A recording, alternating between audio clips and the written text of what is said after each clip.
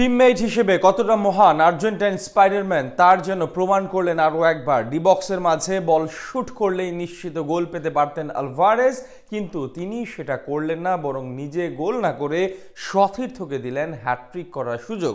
এজন্য লিওনেল মেসির মতোই মহান মনের অধিকারী বিশ্ব চ্যাম্পিয়নদের এই তারকা ফুটবলার।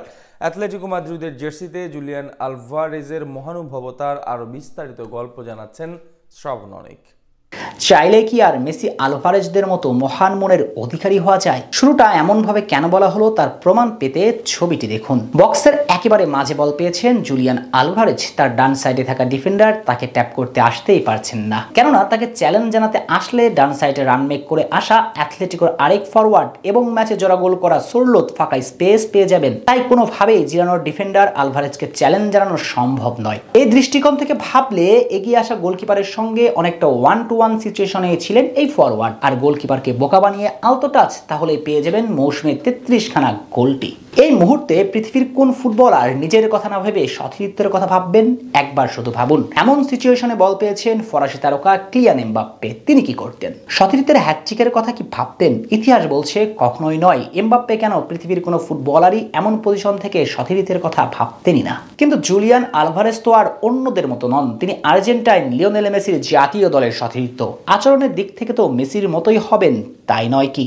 কেননা ক্যারিয়ারে কতবার লিওনেল মেসি এমন পজিশন থেকে নিজে গোল না করে সতীর্থকে দিয়ে গোল করিয়ে নিয়েছেন তার কোনো ইয়াত্তা নেই। রাতের পর রাত মহানুভবতার পরিচয় দিয়েছেন LM10। জুলিয়ান আলভারেজও করলেন তেমন চাই। টিমমেট হিসেবে কতটা মহান এই তারকা তারই স্পষ্ট ছাপ রাখলেন। যেখানে নিশ্চিত গোল পেতে পারতেন তিনি, সে বলটা পাস দিলেন সতীর্থ সোরলোথকে। মূলত জিরানোর বিপক্ষে ম্যাচে জোড়া গোল করেছিলেন অ্যাথলেটিকোর ইনফর্ম এই ফরওয়ার্ড। ম্যাচের 68তম মিনিটে দলের দ্বিতীয় এবং নিজের প্রথম গোল করেন। এরপর 90 মিনিটে করেন নিজের দ্বিতীয় গোলটি। তাই আর একটা গোল পেলেই হ্যাটট্রিক হয়ে যেত তার, কিন্তু ম্যাচে বাকি ছিল অতিরিক্ত সময়ের কয়েক মিনিটই মাত্র। তাই সোরলোথের হ্যাটট্রিক হওয়া দুঃসাধ্য ব্যাপার। তবে এই কঠিন কাজটা নিতান্তই সহজ হয়ে যায় যখন জুলিয়ান আলভারেজের মতো একজন সতীর্থ থাকে, এবং হয়েছেও তেমনটাই। ম্যাচের 93তম মিনিটে গোলে সে সুযোগটা পেলেন আর্জেন্টাইন স্পাইডারম্যান, কিন্তু সে গোল করার সুবর্ণ সুযোগ পেয়েও ফাঁকা পজিশনে দাঁড়িয়ে থাকা বলটা পাস করে দিলেন সতীর্থের উদ্দেশ্যে। আর সেখান থেকে গোল করে হ্যাটট্রিক পূরণ করলেন অ্যাথলেটিকো ফরওয়ার্ড সোরলোথ। তাতেই পুরো দুনিয়া দেখলো জুলিয়ান আলভারেজের মহানুভবতা। সতীর্থ হিসেবে কতটা মহান এই আর্জেন্টাইন ফরওয়ার্ড সেটা পুরো পৃথিবীকে চোখে আঙ্গুল দিয়ে দেখিয়ে দিলেন তিনি। তাই তো শুরুতেই বলা, চাইলে কি আর আলভারেজের মতো মহান মনের মানুষ হওয়া যায়? না, যায় না। চাইলে এই ফুটবল মাঠে মেসি আলভারেজদের মতো মহান মনের অধিকারী হওয়া যায় না।